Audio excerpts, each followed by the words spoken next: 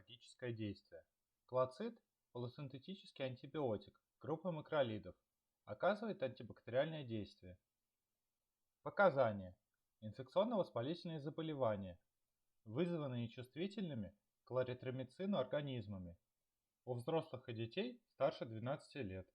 Инфекции нижних дыхательных путей, такие как бронхит, пневмония. Инфекции верхних дыхательных путей, такие как фарингит, синусит. Инфекции кожи и мягких тканей, такие как фокулит, воспаление подкожной клетчатки, рожа. Диссеминированные или локализованные микобактериальные инфекции. Локализованные инфекции. Редакция и снижение частоты рецидивов язвы 12-перстной кишки. Адаптогенные инфекции. Противопоказания. Повышенная чувствительность к ларитромицину, макролидам и другим компонентам препарата. Одновременное применение кларитромицина со следующими препаратами: астемизол, цизаприд, пимозид, терфенадин. Одновременное применение кларитромицина с алкалоидами спорыньи, например, эрготамин, дигидроэрготамин. Одновременное применение кларитромицина с мидозоламом для перорального применения. Одновременное применение кларитромицина с колхицином. Одновременное применение кларитромицина с тикогрелором или ранолазином. Тяжелая печеночная недостаточность, протекающая одновременно с почечной недостаточностью. Холецистатическая желтуха, гепатит в анамнезе, развивающаяся при применении кларитромицина. Период грудного вскармливания. Возраст до 18 лет. Эффективность и безопасность не установлены. Применение при беременности и кормлении грудью. Безопасность применения кларитромицина во время беременности и в период грудного вскармливания не установлена.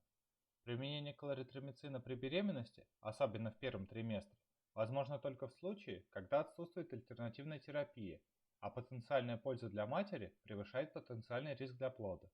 При необходимости приема в период лактации грудное вскармливание необходимо прекратить. Способ применения и дозы. Средняя доза для приема внутрь для взрослых составляет 250 мг 2 раза в сутки. При необходимости можно назначать по 500 мг 2 раза в сутки. Длительность курса лечения 6-14 дней. Для лечения инфекций клоцит назначать внутрь по 1 грамму 2 раза в сутки. Длительность лечения может составлять 6 месяцев и более. Передозировка. Симптомы.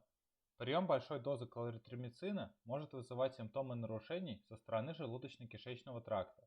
У одного пациента с биполярным расстройством в анамнезе после приема 8 грамм кларитромицина описаны изменения психического состояния, параноидальное поведение, гиперкалиемия и боксиемия.